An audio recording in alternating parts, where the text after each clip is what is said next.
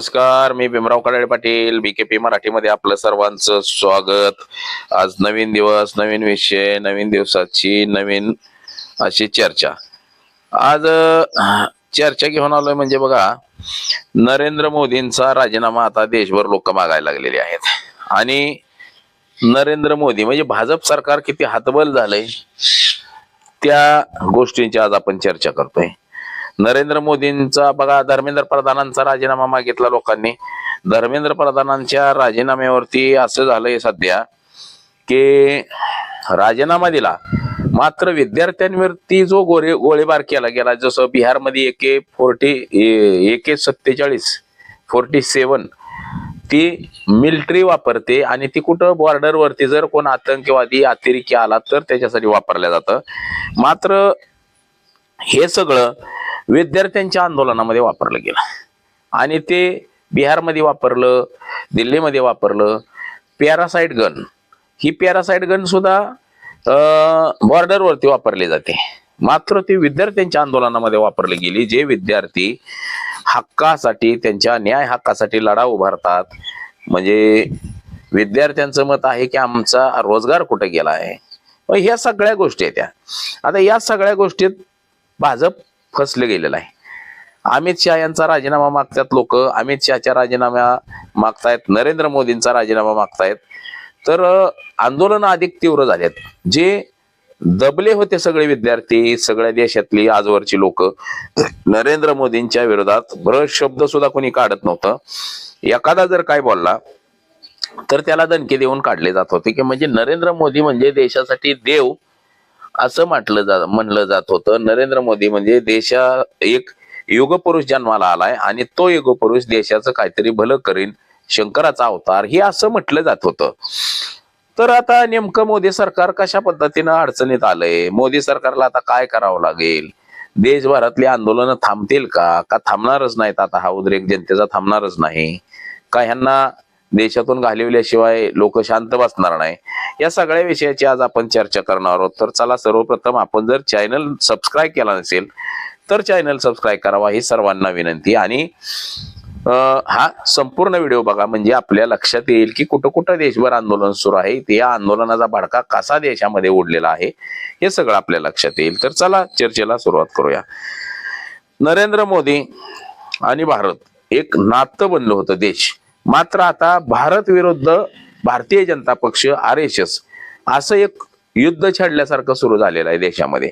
आपण पूर्वी म्हणायचो की भारत विरुद्ध पाकिस्तान, भारत विरुद्ध चीन, भारत विरुद्ध श्रीलंका, भारत विरुद्ध अमेरिका.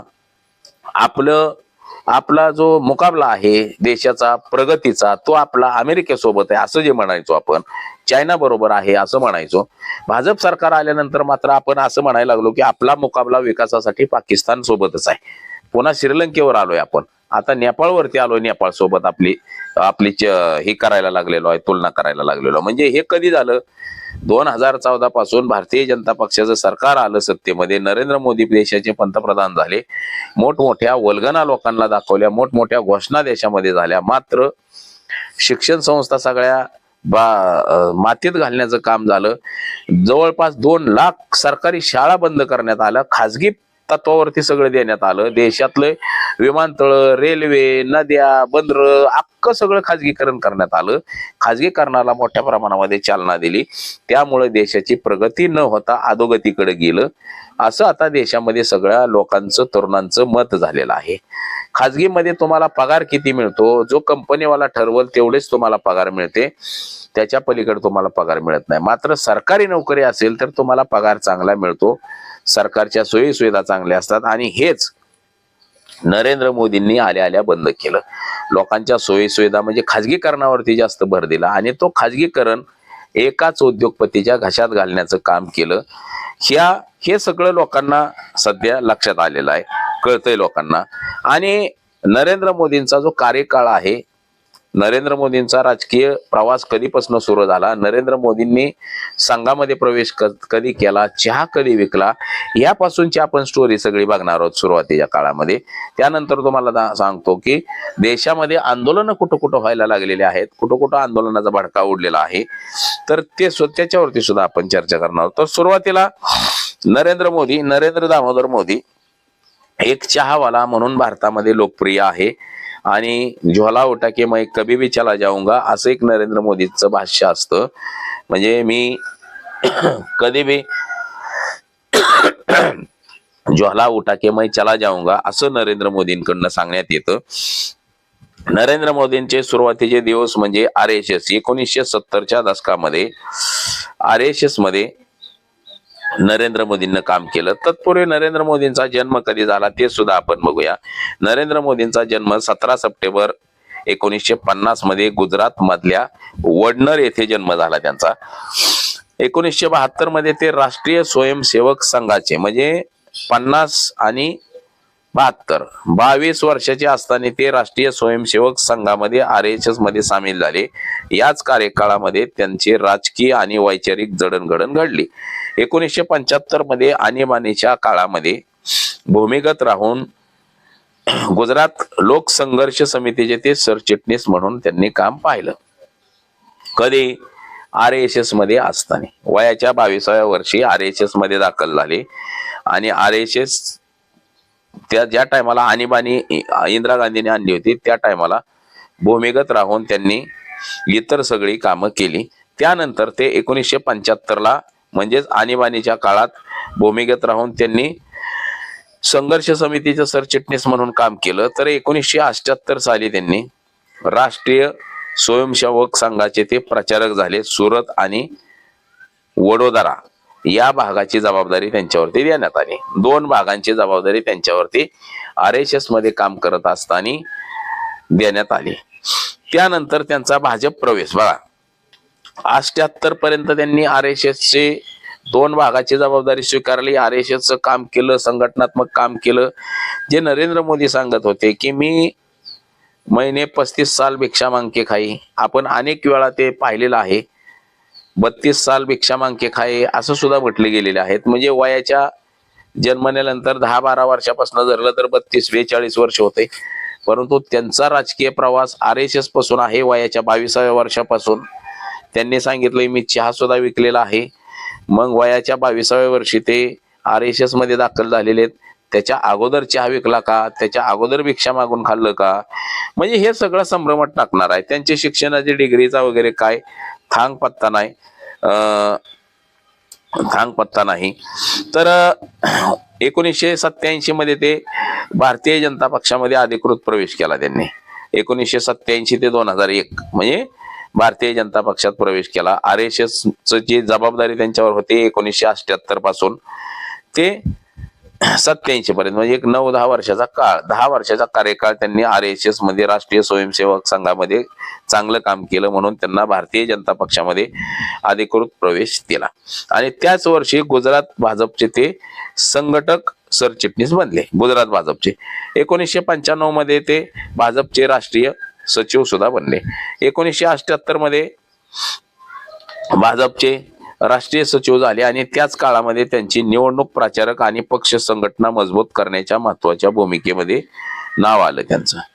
आणि 2001 साली ते आमदार म्हणून निवडून आले आणि त्याच टाइमात ते गुजरातचे मुख्यमंत्री सुद्धा झाले. बघा 2001 ते 2014 बघा ऑक्टोबर 2001 मध्ये केशुभाई पटेल यांच्या जागी गुजरातचे मुख्यमंत्री म्हणून नरेंद्र मोदी यांना मुख्यमंत्री केलं. ते सलग 3 वर्ष मुख्यमंत्री म्हणून राहिले. 2002 मध्ये आता ज्या दंगली झाल्या गुजरातमध्ये, हत्याकांड झालं. जो मोची समाजाचा माणूस पोस्टर बॉय बनला होता, आपण पाहिला असेल हिंदू दंगलीचा, तर त्याचे आता व्हिडिओ येतात की काय नाही म्हटला, नुसता वापर करून घेतला गेला पोस्टर बॉय, परंतु चपला सांधायचं काम ते अजून करावं लागतंय. त्याच्या आपण अनेक वेळा मुलाखती पाहिल्या असतील. 2002 मध्ये गोध्रा हत्याकांड झालं. गुजरातमध्ये मोठी दंगल झाली. त्यावरून नरेंद्र मोदी यांच्यावरती टीका टिप्पणी झाली. 2012 मध्ये सर्वोच्च न्यायालयाच्या आदेशाने SIT ने SIT नेमली होती 2002 साली. तर ती 2002 ची SIT चौकशी करून 2012 साली नरेंद्र मोदींना त्यातून दोषमुक्त केलं. म्हणजे त्यांच्यावरती काहीही ठेवलं नाही ठपका. जे बाळासाहेब ठाकरे म्हणत होते, बाळासाहेब ठाकरेंनी ज्याच्यासाठी फोन केला होता, जे उद्धव ठाकरे संजय राऊत ते कायमस्वरूपी सांगतात की नरेंद्र मोदींसाठी बाळासाहेब ठाकरेंनी फोन केला होता, त्याचं हेच उत्तर आहे. तर त्याचबरोबर पुढच्या काळामध्ये उद्योगधंद्यांसाठी अनुकूल राज्य म्हणून गुजरातची उभारणी केली. टाटा उद्योग समूह तिथं नेला, नॅनो प्रकल्प नेला, जो पश्चिम बंगालमध्ये नॅनो प्रकल्प होणार होता.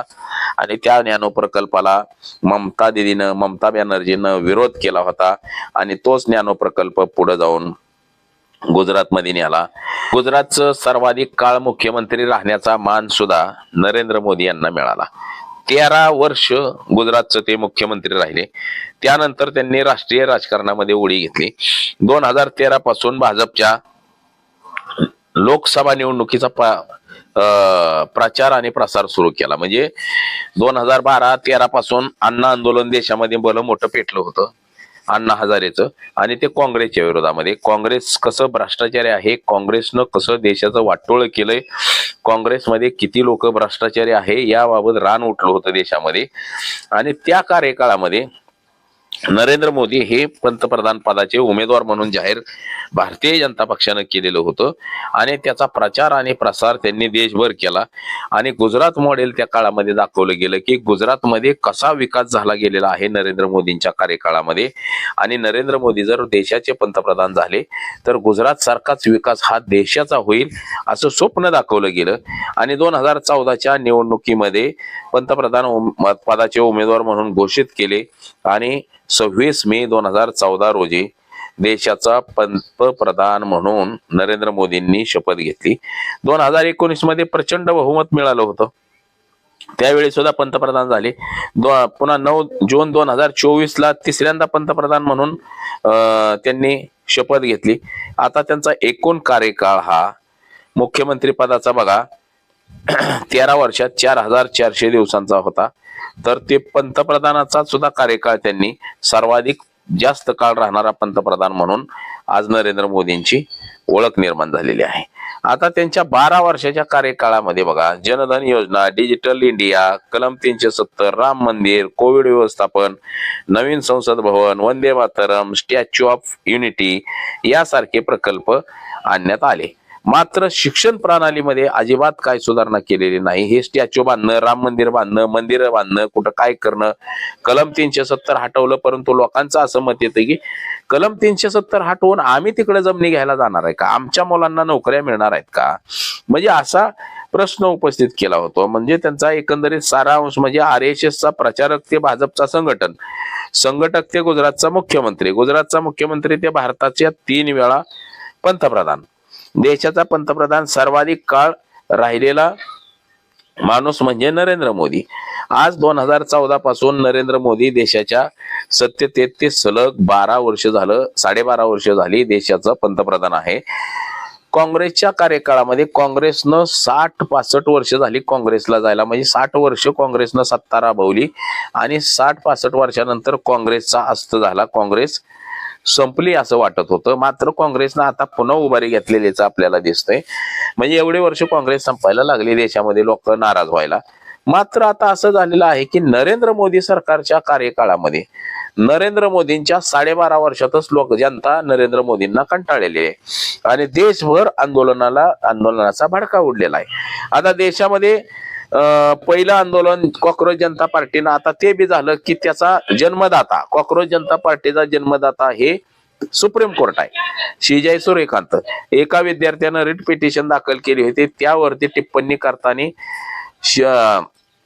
जस्टिस सूर्यकांत यांनी म्हटलं की हे कॉक्रोचेस आहेत, हे माहिती अधिकार टाकून अधिकाऱ्यांना ब्लॅकमेल करतात, त्रास देतात, कॉक्रोचेस आहेत हे तरुण सगळे, असं म्हटल्यानंतर मात्र तरुण जागरूक झाला आणि तरुण म्हटला की हे आपल्याला कॉक्रोचेस म्हणतंय हे येडं माणूस.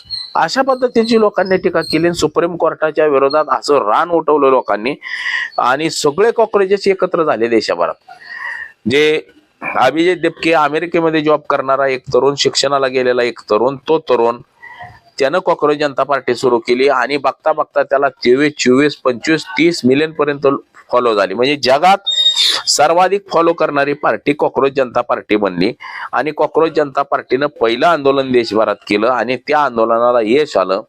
जो शिक्षण मंत्री धर्मेंद्र प्रधान, म्हणजे या लोकांनी काय मागणी केली तर धर्मेंद्र प्रधानाचा राजीनामा घ्या आणि त्या आंदोलनाला यश आलं आणि धर्मेंद्र प्रधान यांना राजीनामा द्यावा लागला.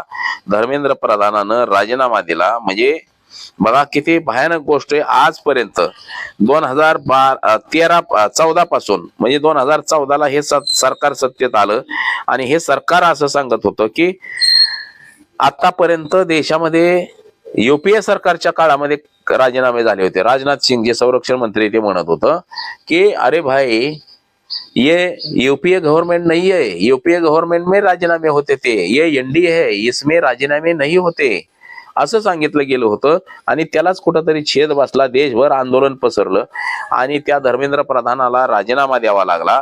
राजीनामा दिल्यानंतर त्या विद्यार्थ्यांवरती आंदोलनादरम्यान जे हल्ले झाले, लाठी हल्ले झाले. बघा आता जनता काय म्हणते. आता असं एकंदरीत वातावरण तर सुरू झालेलं आहे. बघा साहेब आणि मोदी हे दोघं खूप मोठे लोक आहेत. अभिजित देपकेचं काय म्हणणं? पवार साहेबांना तुम्ही तेव्हा पहिल्यांदा भेटलो जेव्हा ते जंतर मंतरवर आले आणि तेही याकरता आले होते. त्यांना विचारायचं होतं की मारहाण झाली होती मुलांना, त्याच्याबद्दल ते चर्चा करण्यासाठी आले होते. हे अभिजित अरे हा नाही थांबा हा महत्वाचा. जी ट्रक होती ते पुन्हा 3 टप्प्यावर एका पत्रकाराने समोर आणलेली आहे की मग पहिल्या दिवशी सांगितलं की आम्ही ते कुठेतरी ऍक्सिडेंट झाला म्हणून ते खाली करून टाकलं. दुसऱ्या दिवशी तो रंगच दिसला, आंदोलनस्थळी दिसला. दुसऱ्या दिवशी असं काहीतरी बरंच शिकले. हे मी स्वतः कळाले आता नाही कळालंय. हे तुम्हाला उशिरा कळालंय. हे तुम्हाला उशिरा कळालंय. 19च्या रात्री आणि 20 तारखेला सकाळी 5:30 वाजता हे अभिजित देपकेचं काय म्हणणं आहे? भरून आणलेले ट्रक दिल्ली पोलिसांनी लावले होते आणि फक्त ट्रकच नव्हते, एक ऑलरेडी डॅमेज झालेली व्हॅन तिथे उभा केली होती जंतर मंतर जवळ. आणि जेव्हा मी पोलिसांना विचारलं, मी तर व्हिडिओ काढून मी स्वतः ट्विट केलं होतं. तुम्ही 20 तारखेला माझं ट्विट बघा. सकाळी 6 वाजता मी ट्विट केलं होतं की ट्रक दगडांनी भरलेला ट्रक हा सेंट्रल दिल्ली सारख्या सेन्सिटिव्ह ठिकाणी आला कस काय, आणि त्याच्या बाजूलाच एक तुटलेली व्हॅन कस काय उभा झाली. तेव्हा तर आमचा मार्च सुरू झालेला नव्हता. तर पोलिसांनी हे आधीच प्लॅनिंग केलं होतं की एक दगडांनी भरून ट्रक आणून ठेवायचा, एक आधीच फुटलेली व्हॅन करायची. अभिजित देपकेचे आरोप आहेत. विद्यार्थ्यांनी दगडफेक केली. दगडफेकचं हे पूर्ण जे प्लॅनिंग होतं हे ऑर्केस्ट्रेट पूर्ण दिल्ली पोलिसांनी केली. आणि मला याची आशंका जेव्हा होती तेव्हा मी स्वतः डिसिप्लिन जाऊन भेटलो आणि मी अभिजित देपकेचं आहे म्हणणं. आणि अभिजित देपकेंनी असं म्हणलेलं आहे की भारतीय न्याय व्यवस्थेमुळे देशाचे लोकतंत्र धोक्यात आलेलं आहे. भारतीय न्याय व्यवस्था जी आहे सध्याची आपली, जस्टिस सूर्यकांत असेल, चंद्रचूड असेल, या अगोदर जे 2014 पासून जे जस्टिस झाले त्यांनी आपल्या पदाचा वापरच केला नाही. तो फक्त आणि फक्त सत्तेसाठी वापर केला. गाडी उभा करते, हे बीजेपीचे गुंडे येतात. हे असं त्यांचं म्हणणं आहे की ही न्याय व्यवस्था आहे ही पूर्ण धोक्यात आलेली आहे आणि न्याय व्यवस्था ही भाजपची रखेल बनलेली आहे. म्हणजे 2014 पासून भारतीय जनता पक्षासाठी न्याय व्यवस्थेनं काम केलेलं आहे. मग त्यांच्यावर दबाव टाकू दे भारतीय जनता पक्षानं, किंवा त्यांना जेलमध्ये टाकण्याची धमकी दिलेली असू देत किंवा काही असू देत, मात्र न्याय व्यवस्था जी आहे, न्याय प्रणाली आहे जी आहे ही भारतीय जनता पक्षासोबत काम करते असं जनजीय तरुणांचं मत आहे. हे जे विद्यार्थी सगळे त्या विद्यार्थ्यांचं मत आहे की भाजपाई सोबत हे सगळे काम करतायत. तर आता बघा इतरांचे सुद्धा काय मत आहेत ते सुद्धा आपण जाणून घेऊया. साधू संत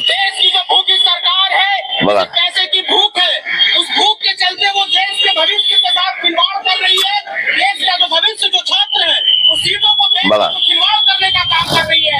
हम आज यहाँ से हम विश्वविद्यालय के छात्रों के साथ से हम NSYPM की तरफ से धर्मेंद्र प्रधान के मुंह से पैसे खरीदने आए हैं कि लो हम देशवासियों से पैसा लो, देश के छात्रों के भविष्य के साथ खिलवाड़ न करो. हे सुरू झालंय. पुन्हा आता तुमको मारेंगे, मार के बच्चे को भगाए हैं. तब हमारा जो फोन आया तब जाके हम लोग आए हैं. हमको जिसको भी मन करेगा भैया उसी में ना देंगे. आप कौन होता है बोलने वाला? कितना बच्चा, बहुत लोग गया भाग के यहाँ से, बहुत लोग गया, खाने वाली नहीं किया. बघा हे सुरू झालेला आहे नरेंद्र मोदींच्या राजीनाम्यासाठी. तुम्हारा जनाजा तो नहीं कुछ कर नहीं सकते तो उतर क्यों नहीं जाते? तो बात तो यही है कि आप कुछ कर नहीं सकते तो उतर जाओ. आपके सामने आपके ऑर्डर्स के ऊपर पुलिस ने इस तरीके से ब्रुटैलिटी करी है दिल्ली के जो स्टूडेंट्स है, प्रोटेस्टर्स है, उनके ऊपर. Don't you think he should be resigning on his on? हमें ऐसे आना चाहिए क्या सड़क के ऊपर? आप खुद बताइए. तो ये कौन सी बड़ी बात है? आपका जनाजा थोड़ी है, कुर्सी है, उतर जाओ. कुछ नहीं कर सकते तो इतने फेलियर्स है, one after another. Amit Shah के इतने फेलियर्स है. कुर्सी है, तुम्हारा जनाजा तो नहीं कुछ कर नहीं. हे आता सगळी लोक रस्त्यावरती उतरले. उतरलेले आहेत. आता हे सगळे नरेंद्र मोदींनी राजीनामा द्यावा म्हणून रस्त्यावर होते.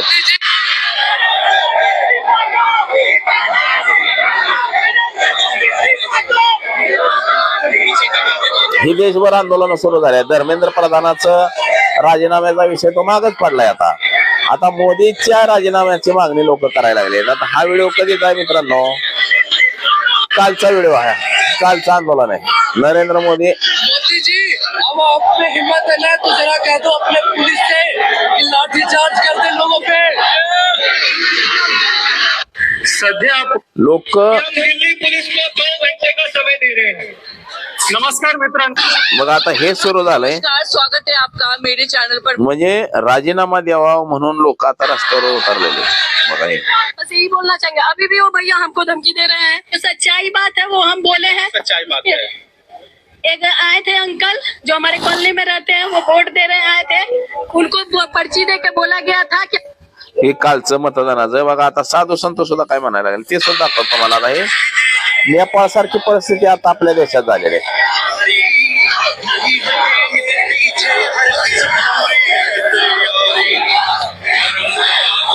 भाजपच्या विरोधामध्ये भयानक असं रण तयार झालेलं आहे आणि लोक अक्षरशः रस्त्यावरती उतरलेले आहेत. बघा इन्कलाब जिंदाबादचा नारा. आता साधू संत सुद्धा काय म्हणतात ते सुद्धा तुम्हाला. इन बेईमानों ने, इन गुजरातियों ने, इन मराठियों ने जो अयोध्या में आकर के अवैध कब्जा करके अयोध्या की माटी को सोने के भाव बेचा.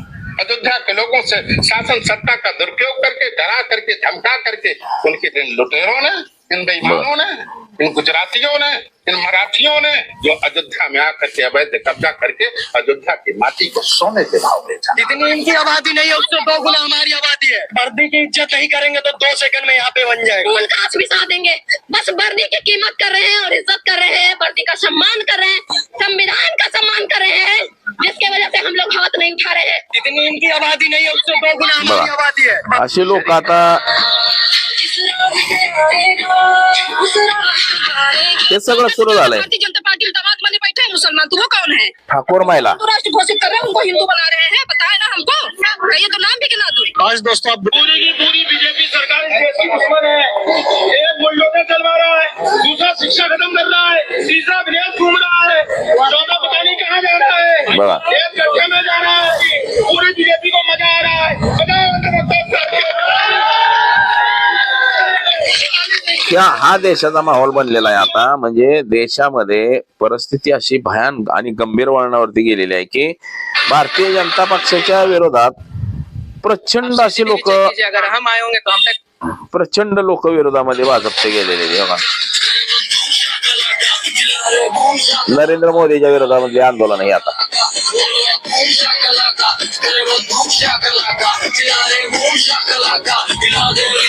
म्हणजे नरेंद्र मोदींच्या विरोधामध्ये आता आंदोलनाची धार तीव्र अशी झालेली आहे. नरेंद्र मोदींना हटवण्यासाठी लोक रस्त्यावरती उतरायला लागलेले आहेत. आता धर्मेंद्र प्रधानाचा राजीनामा लोकांनी घेतला. लोक आता म्हणतात की बाबा नरेंद्र मोदींनाच राजीनामा दिला पाहिजे, सगळ्याचा करता करविता नरेंद्र मोदी. तर आता बघा आंदोलन नेमकी कुठं कुठं चालू आहेत, मुख्य आंदोलन ते सुद्धा मी तुम्हाला सांगतो. पंतप्रधानाचा राजीनामा द्यावा म्हणून पंतप्रधान निवासस्थान काँग्रेसचं आंदोलन चालू आहे. खासदारांनी आंदोलन केलं होतं पंतप्रधानांनी राजीनामा द्यावा म्हणून. नीट यूजीसी पेपर लीक बाबत जंतर मंतरवरती आंदोलन सुरू होती. त्या धर्मेंद्र प्रधानाचा राजीनामा घ्यावा म्हणून आता धर्मेंद्र प्रधानाचा राजीनामा झालेला आहे. मात्र मोदीचा राजीनामा लोक मागायला लागलेले आहेत. लोक मोदीचा जम्मू काश्मीरमध्ये आंदोलन सुरू आहे. म्हणजे आता शेतकऱ्याचं आंदोलन सुद्धा सुरू आहे की अमेरिकेच्या पुढे शरणागती पत्करली, भारताची प्रतिमा कमकुवत केली म्हणून जनजीय बी शेतकरी बी जम्मू काश्मीरमध्ये बी आंदोलन सुरू आहे. ते सगळीकडेच आंदोलन सुरू आहे. ते म्हणजे पुन्हा कर्नाटकच्या शिवप्पा नाईक सर्कल मध्ये सुद्धा काँग्रेस पक्षाचं आंदोलन सुरू आहे, जनजीयचं आंदोलन सुरू आहे, दिल्लीमध्ये आंदोलन सुरू आहे.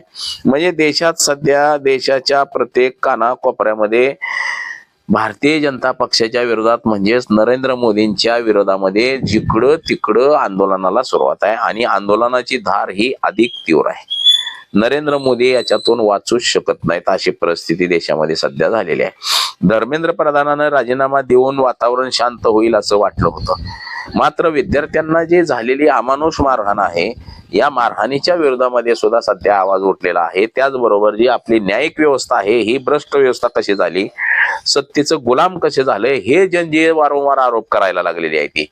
तसंच आपले जे निवडणूक आयोग आहे, निवडणूक आयोग असेल, सुप्रीम कोर्ट असेल, ईडी असेल, सीबीआय असेल, ह्या संस्था कशा भरकटल्या त्या, ह्या संस्था कशा मोदी शहाच्या गुलाम बनल्या त्या, त्यामुळे सुद्धा देशभर आंदोलन सुरू झालेले आहेत. म्हणजे या तरुणांना वाटायला लागलेलं आहे की हे सगळे मिलीजुली झालेले आहे, सगळे जण एकमेकांसोबत आहेत आणि सगळे या भ्रष्टाचाराला कारणीभूत आहेत. म्हणून या सगळ्यांच्या विरोधात आंदोलन करा आणि महत्वाचा मुद्दा म्हणजे मोदी शहा आहेत म्हणून नरेंद्र मोदींचा राजीनामा मागा. म्हणून आता सगळीजण नरेंद्र मोदींचा राजीनामा मागायला लागलेले आहेत.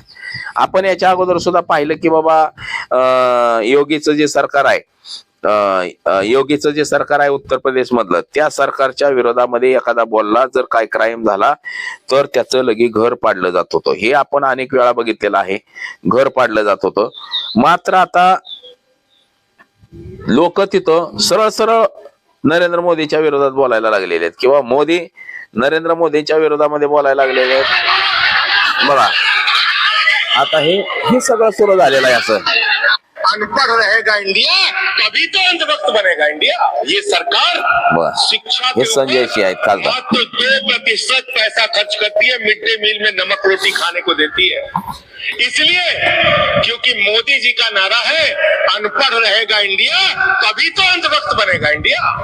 अनपढ़ रहेगा इंडिया, अंधभक्त तयार करण्याचं काम जोरदार सुरू झालेलं आहे. दुसरं मी तुम्हाला एक मी दाखवतो. बघा कशा पद्धतीनं उत्तर प्रदेश मध्ये देश में अगर जाइएगा ना, सबसे ज्यादा अगर बीफ एक्सपोर्ट करता है ना यूपी से जाता है। कहते हैं ना गाय हमारी माता है, अब भाजपा वाला इसी को कटवाता है, इसी को विदेश में निर्यात करवाता है और इसी का चंदा खाता है। पूरे देश में अगर जाइएगा ना सबसे आता हे लोकांना जो लांजेवार फैमिली रहती है उन्होंने पुलिस को सुबह 9:30 10 बजे इन्फॉर्मेशन हे काय का मत तो कुछ कार्टेज पड़े हुए दिखे थे, तो हम हमारी बीडीडीएस टीम ने वो सर्च किया, तो वहाँ लगभग हमको 15 कार्टेज यहाँ मिले हैं उनके गार्डन में। यहाँ जो लांजेवार फैमिली म्हणजे मुसलमानांना बदनाम करण्यासाठी काय काय केलं जातंय ते सुद्धा आपण बघा. आता तुम्हाला दुसरा एक दाखवतो. हमारे बच्चे देख रहे हैं, लाइक नहीं करते, कोई भी लाइक नहीं करते। जहाँ न्यूज आता है मोदी जी का तुरंत बंद कर देते हैं न्यूज। बोला मम्मा बंद करो, ये न्यूज नहीं सुनना चाहते, देखना नहीं चाहते। इतनी नफरत हो गई है, देश में भी थू थू हो रही है, अभी पता नहीं है क्यों। सब कमाने में निकले, मेहनत कर रहे हैं, नहीं है अब रोजगार। बच्चे आप लोग पढ़े हो, आप लोग आए हो हमारे पास, यदि आपको सैलरी नहीं मिलेगी तो कैसे काम करोगे ये बताओ। हे आप लोग मोदी खुद सोचो। मोदी सरकारच्या कार्यकाळामध्ये हे से निकलकर राजनीति में आई हुई कंगना राणावत देखो बहन बेटियों के बटर छाप बोलती है, तो ये अपने आप में ही एक भद्दा सा मजाक है। वो कह रही है कि जिन लड़कियां ड्रग्स लेती है, तो मैं पूछना चाहती हूँ कि कमल का फूल सूंघ कर आप पार्टियों में जाया करती थी क्या? जिन पार्टियों में आपका झूमता हुआ वीडियो सोशल मीडिया पर सरेआम है, वो कमल का फूल सूंघ के जाती थी कि अब क्या? ऐसे मैं घर से भागी 1.5-2 साल में। मैं एक फिल्म स्टार थी, एक ड्रग एडिक्ट थी, खुद गटर से निकलकर राजनीति में आणि 20 तारखेला सकाळी 5:30 बघा. पुन्हा दुसरं एक तुम्हाला दाखवतो. पूरे देश की जनता से यही रिक्वेस्ट करेंगे, अगर ईवीएम से चुनाव हो तो कोई भी वोट डालने ना जाए। ईव्हीएम मशीन असेल किंवा अजून काय असेल, या सगळ्यांबाबत आता जोरदार आंदोलन छेडली गेलेली आहेत. त्याचबरोबर हो का धर्मेंद्र प्रधान असेल किंवा अजून कोणी असेल आता मोदीचा राजीनामा मागायला लागलेले आहेत. आता बघा खर्च मतलब जाने माने पढ़े लिखे माने जाते हैं, पीएचडी होल्डर है, ठीक है, पीएचडी होल्डर। तो आप पढ़े लिखे होने के नाते क्या कहना चाहेंगे देश के जिस तरह के सिस्टम को, यहाँ के छात्रों को? साइंटिस्ट हो, ये साइंटिस्ट है, पीएचडी करके आया है, तो कोई ऐसा तो है वाह। कोई ऐसे आ रहे हैं मुंह उठा के, तो ये इसलिए कुछ है, इस प्रोटेक्ट में है इसकी, क्योंकि मैंने भी पहले पीएम की बहुत कुछ बघा, करने हे की कोशिश की, नहीं तरुणांचं मत झालंय आता. जी की जिन्होंने भारतीय तरुणांचं मत असं झालंय आता भयानक की हो का चाय गली गली में शोर है, चाय वाला चोर है। भाई इस चाय वाले ने तो इतना परेशान कर दिया, मैंने चाय पीना ही छोड़ दिया।